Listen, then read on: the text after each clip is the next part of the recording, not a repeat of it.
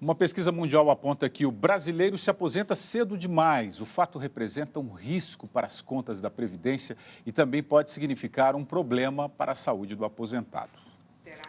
Hoje, Dona Maria Luísa só quer aproveitar a vida. Ela se aposentou aos 48 anos de idade por tempo de serviço. Isso aconteceu há 2 décadas, quando ela ainda sentia vontade de trabalhar. Meu marido havia falecido nesse mesmo ano que eu retornei. Então, para mim foi muito bom, porque ajudou a distrair, a ter atividades, continuar com atividades que não me entristecessem. A pessoa, ela se identifica com o seu vínculo, com o seu emprego. E uma vez isso terminado, é como se houvesse uma frustração. Você pode se aposentar, mas que você continue fazendo alguma outra coisa, ou que você se aposente devagar. A aposentadoria precoce também representa um risco à saúde financeira de um país, como aponta um estudo feito por uma seguradora internacional. Entre 50 países analisados, o Brasil aparece na 2ª posição no ranking dos sistemas previdenciários com maior risco de quebrar. Isso ocorre por 2 principais motivos. O brasileiro se aposenta cedo e o número de contribuintes deve diminuir nos próximos 30 anos, devido ao envelhecimento da população. Em média, o brasileiro se aposenta com 55 anos, cerca de 10 anos antes de países como Reino Unido e Estados Unidos, e cerca de 15 anos mais cedo do que sul-coreanos e mexicanos. Se comprovadas as expectativas, nos próximos 36 anos haverá menos nascimentos e pessoas contribuindo com a Previdência.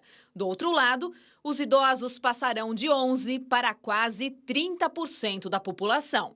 Para este economista, a solução encontrada pelo governo, chamado fator previdenciário, não é suficiente para resolver o rombo na Previdência.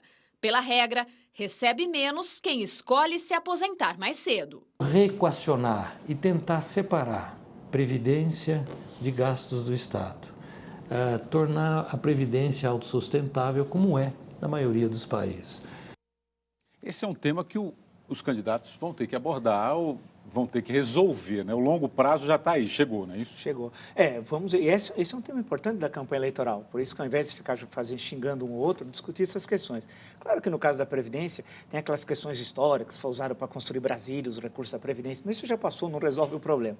A grande questão é que, de um lado, eu duvido muitas vezes desses dados, dizer que o Brasil é a 2ª Previdência que pode quebrar no mundo. Eu tenho sérias dúvidas. Eu acho que, primeiro, ela tem de efetivamente funcionar a Previdência Social, a corrupção, que a gente vê todo dia, o desvio de recursos, etc, etc, tudo que a gente sabe. Eu acho que a primeira coisa é sanar o dinheiro que sai de forma ilegal da própria Previdência tal. A discussão sobre a questão da idade, isso varia. Eu duvido que esse dado, em média, no Brasil, seja 55 anos, em média, incluindo o trabalhador da iniciativa privada, etc. Eu tenho seríssimas dúvidas. Agora, no caso do Brasil, uma última questão, a Previdência funciona como renda mínima, que é uma coisa muito importante. Você pega o chamado Fundo Rural, que foi a criação ainda do regime militar, ele acaba criando o pagamento de um salário mínimo para pessoas que não contribuíram com a Previdência, ele tem um papel social extremamente importante. Então, no caso do Brasil, não é só a Previdência em si, mas é o papel social que ela tem.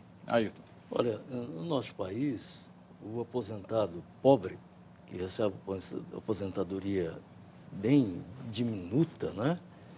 Ele tem que voltar a trabalhar. Então, eu tenho encontrado aposentados que até já, pela idade, não têm nenhuma condição, mas estão se esforçando. Tenho encontrado aposentados nas ruas, vendendo coisas no trânsito, porque o que recebem na aposentadoria não é suficiente. Por outro lado, temos visto pessoas se aposentando com 55 anos na plenitude da sua capacidade. Na área da justiça, então, são desembargadores e juízes competentíssimos que caem na compulsória e nós perdemos talentos e julgadores de primeiro nível em função de ter que sair aos 70 anos do exercício da função. Então, está tudo errado. Agora, está tudo errado. Quem pode mudar não é nenhum executivo, não é nenhum presidente, nem nenhum governador, é o Congresso Nacional. Então, veja, qual é a posição que vão ter esses deputados que vão pedir voto com relação a essa questão? Os senadores que vão pedir voto. Isso que eu tenho que questionar. E os que conduzem a campanha desses candidatos a deputados, senadores, os governadores e o presidente da República, os candidatos ao presidente da República, o que vão dizer no seu programa e fazer com que os seus candidatos cumpram? Essa é a questão.